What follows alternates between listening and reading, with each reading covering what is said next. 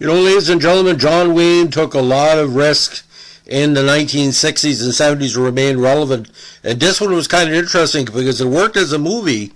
But if anybody knows in my circle, and I'm making it public, I don't give a shit about Bruce Dern, one of the worst actors of all time.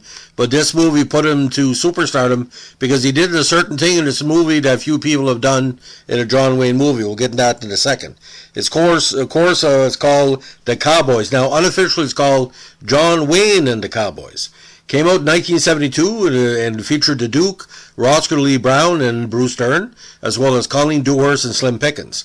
It was the feature film debut of Robert Carradine and several other youth actors who played the cowboys of the film. Based on the 1971 novel of the same name by William Dale Jennings, the screenplay was written by Irving Ravetek, Harriet Frank Jr. and Jennings, and the film was directed by the great Mark Rydell. Now, again, cinematography by Robert L. Surtees, edited by Neil Travis, music by John Williams, released on January 13, 1972, 131-minute movie, big box office hit, only cost $6 million to make, but made over $19.2 million. Now, in this film, when his ranch hands abandoned him to join the gold rush, aging rancher Will Anderson is forced to find replacement drovers for his upcoming 400-mile cattle drive. He rides into deserted Bozeman, Montana, where his friend Ernst Peterson suggests hiring local schoolboys. Anderson visits the school, but departs skeptical that such immature boys could handle the job. Now, the next morning, the boys show up at Anderson's ranch to volunteer for the drive. He reluctantly tests their ability to stay in a bucking horse, and as they successfully take turns, Cimarron, a boy slightly older than the others, rides up. He subdues the test horse, but then he gets in a fight with Slim, the next oldest boy.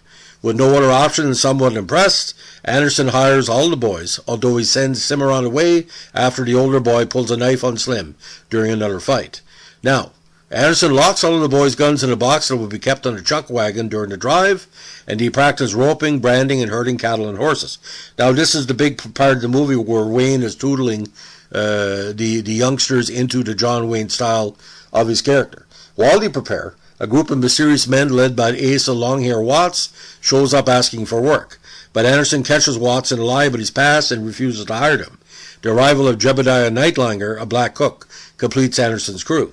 Now on the trail, Anderson notes Cimarron following the herd, which slightly nettles him. When Slim slips off his horse while crossing a river and Cimarron appears and saves him, however, Anderson changes his mind and decides to let him join the drive. Slowly, the boys become good cowhands, impressing both Anderson and Nightlinger. One day, Dan, a boy who wears glasses, is chasing a stray horse while he stumbles upon Watts and his gang of cattle rustlers. Watts, who reveals he's been trailing the herd, releases Dan but threatens to slit the boy's throat if he says anything to Anderson. Dan is reluctant to go on watch that night, but Anderson, who thinks the boy is just afraid of the dark, convinces him to do his duty. Dan drops his glasses off a cliff overlooking the cattle, and Charlie, another one of the boys, falls off his horse and is trampled to death when he goes to get them. Now, soon after, the chuck wagon throws a wheel. While the others continue on, Nightlinger and a boy named Homer hang back to handle the repairs. Seeing this, Watts and his gang come out of hiding and begin to openly parallel the herd. Anderson sends another boy named Weedy back to tell Nightlinger to rejoin the herd as soon as possible, and then gathers the remaining boys together. So he will not be harmed. He tells them to act like boys rather than the men you're becoming when the rustlers approach that evening. Dan tells Anderson he knew Watts had been following them, but was scared to tell, and Anderson comforts the boy. Now after dark, Watts and his gang surround Anderson and the boys in their camp. They deliver a battered Weedy, and Watts forces Anderson to surrender his gun and begins to taunt Dan. Anderson finally intervenes when Watts crushes Dan's glasses, and a brutal fistfight ensues between Anderson and Watts, with Anderson coming out on top. He tells the boys to get ready to leave and starts to walk away, ignoring Watts' calls to stop. Watts swings Anderson's in both arms and a leg before shooting him twice in the torso. The boys remain passive as instructed, and the rustlers steal the herd. In the morning, Nightlinger and Homer rejoin the group and find the boys tending to Anderson, who was near death.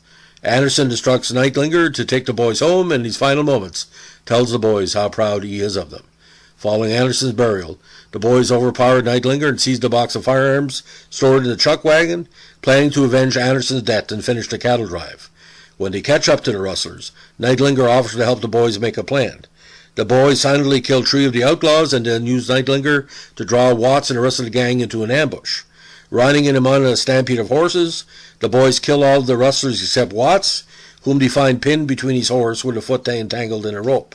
Rather than kill him outright, Dan cuts the reins so the horse can get up, and Cimarron spooks it with a shot, sending Watts to be dragged to death. Now, once the boys complete the drive to Belle Forge in South Dakota and sell the cattle, they have a stonemason carve a gravestone with Anderson's name and the inscription, "Beloved Husband and Father," a reference to the paternal role Anderson came to hold in their lives. Unable to find exactly where they buried him, they place the marker in the approximate location of the grave and head for home, accompanied by Nightlinger. Now, they kind of set this up for a sequel, and there's been kind of TV series that have the same themes, like the Young Guns and stuff like that. But it's, again, well put together. But what really pissed a lot of people off is Bruce Dern killing off John Wayne in this movie. Like I said, bro, Bruce Dern is a terrible fucking actor.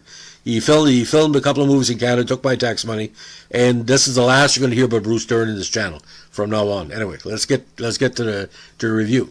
Now, Colleen Dewhurst plays Kate Collingwood, a traveling madam, and the Cowboys include some up-and-coming stars, again, including Robert Carradine, who I met at a celebrity event in the States about 10 years ago with a fine gentleman, Alfred Barker Jr. as Clyde Fats Potter, Nicholas Bovey as Dan, Steve Benedict as Steve, again, Robert Carradine as Slim, Norman Howell Jr. as Weedy, Stephen Hudess as Charlie Schwartz, Sean Kelly as Stuttering Bob Wilson, of course the great soap and drama actor A. Martinez as Cimarron, Clay O'Brien as Hardy Phimps, Sam O'Brien as Jimmy Phillips, and Mike Payette as Homer Weems, with Slim Pickens, Lonnie Chapman, Charles Tyner, Sarah Cunningham, Eliane McCleary, Maggie Costain, Matt Clark, and Dick Farnsworth. And the Rustlers who played, the big gang, including the great Tap Connett as part of the Rustlers. Now, again, Robert Carradine made his feature debut in this film, as did fellow child actor Stephen Hudess. It was filmed in various locations in New Mexico and Colorado, as well as the Warner Studio in Burbank. Now, The Cowboys has earned somewhat mixed reviews from critics. On Rotten Tomatoes, there's an approval rating of 80%, based on reviews from 15 critics, with an average score of 7 out of 10. While on Metacritic, it has a 52 and 100 based on 7 reviews. The film received praise for his musical score, the original plot, and John Wayne's performance, but several critics debated the film's implication that boys become men or confirm their manhood through acts of violence and vengeance. Now, the negative reviewers, including Jay Cox of Time, and of course, what do you expect, Pauline Kael of The New Yorker. Now, the film itself won the Bronze Wrangler Award for Best Theatrical Motion Picture at the Western Heritage Awards. It is recognized by the American Film Institute in 2 lists, including 100 Years of Film Scores and 100 Years, 100 Cheers. Now, Emmanuel Levy gave a great review of it. Aware of his repetitive screen roles as a paternal figure, Wayne's in the movie is based on a formula that worked in Goodbye Mr. Chips and Sands of Iwo Jima. In all 3 films, an adult takes a group of youngsters and initiates them into manhood by instructing them the right skills and values. Wayne did not hesitate to appear in The Cowboys, despite the fact that no actor in his right mind would try to match the antics of 11 kids on screen. But for him, it became the greatest experience of his life. Now, the direct TV adaptation of The Cowboys was called The Cowboys, but not really the same. But get this. The ABC television series had a great cast. Jim Davis, Diana Douglas, and Moses Gunn.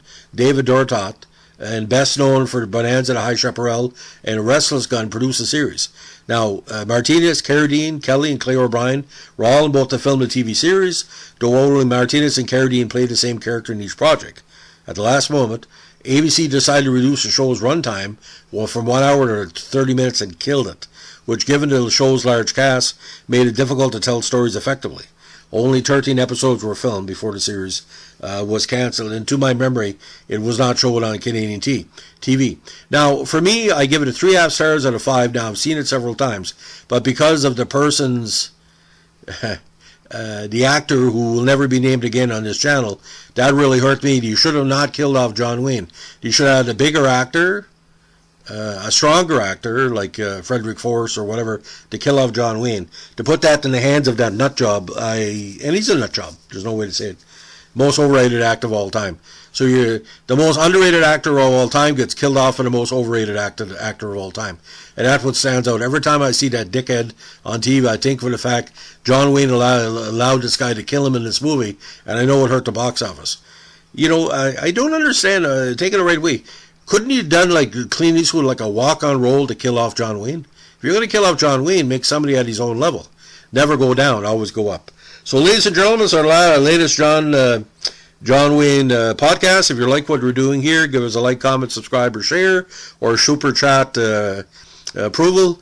Just remember that any support you give to the channel goes back to the channel towards research and charitable endeavors we're involved with. Please let us know how we're doing. If you don't like something on the channel, let us know, because we can't be perfect.